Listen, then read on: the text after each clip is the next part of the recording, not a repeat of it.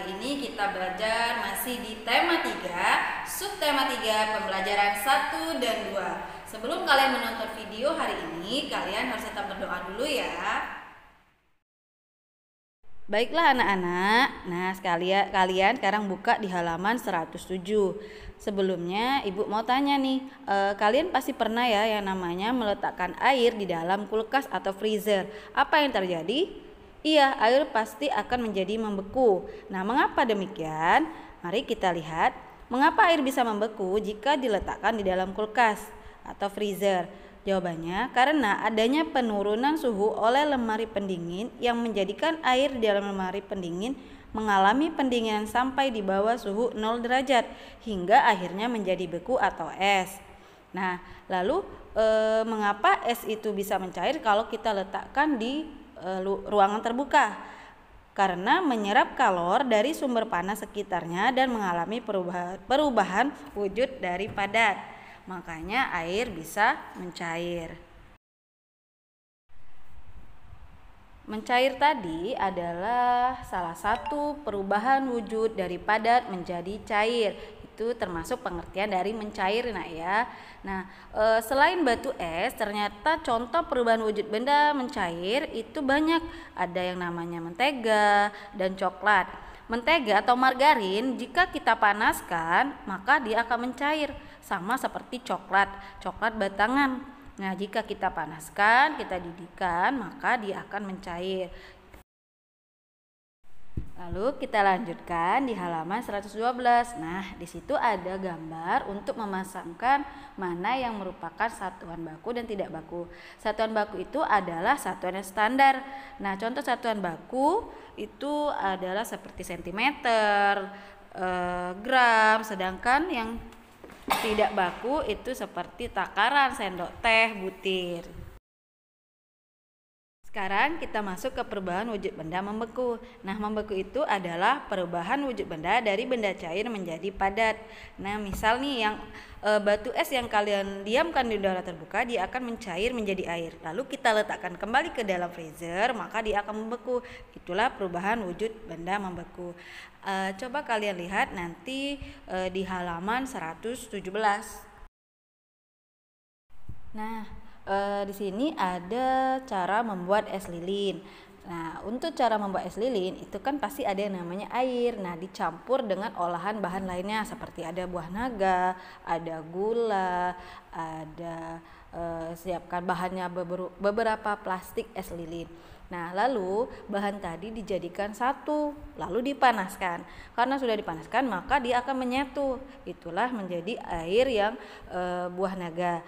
Nah, setelah siap, baru kita masukkan air tadi ke dalam kantong es lilin seperti pada nomor 4.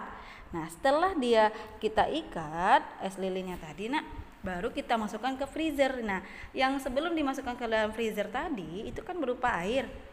Lalu kita masukkan ke dalam freezer, didiamkan sekitar 1 jam, maka kita keluarkan, lalu dia akan menjadi membeku. Nah, itu yang namanya proses membeku. Oke. Untuk lebih jelasnya, silakan kalian membaca cara membuat es lilin di halaman 117 ya. Saat kalian membuat es lilin tadi, pasti kalian membutuhkan kerjasama sama orang tua ya. Bisa juga dengan kakak atau adik. Nah, saat membagi tugas dengan orang tua, itu yang namanya pembagian tugas, Nah, sama juga seperti di sekolah. Di sekolah itu tidak mungkin hanya kepala sekolah saja atau bu guru atau bapak gurunya saja. Pasti ada beberapa pihak yang terkait. Nah, dalam satu sekolah itu pasti ada pak sekolah, ada wakilnya, ada guru, ada siswa, ada penjaga sekolah dan sebagainya. Nah, dari masing-masing pihak tersebut itu mereka memiliki yang namanya tugas masing-masing ya, sama seperti di gambar pada halaman 121. Nah, itu ada pembagian tugas pada satu sekolah.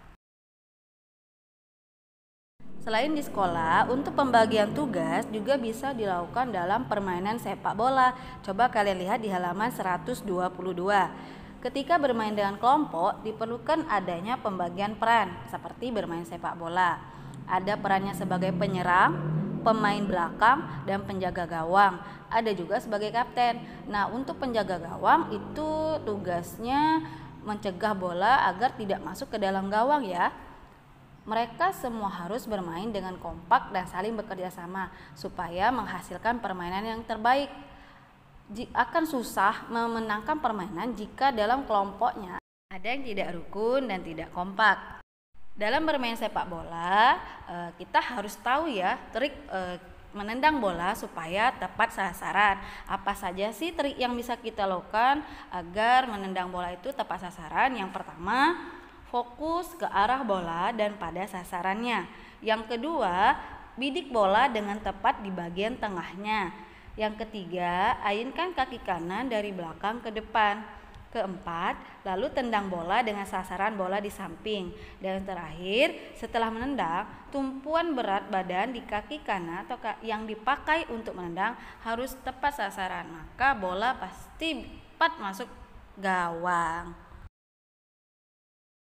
Baiklah anak-anak, paham ya penjelasan dari ibu tadi. Sekarang kalian lanjutkan latihan, ditulis di buku latihan kalian. Soalnya disalin, lalu dijawab ya. Silakan kalian menjawab dengan benar. Nah, setelah kalian menonton video pembelajaran hari ini, semoga bisa dipahami dan dimengerti. Dan jangan lupa untuk mengerjakan tugasnya ya. Ibu akhiri dengan wassalamualaikum warahmatullahi wabarakatuh.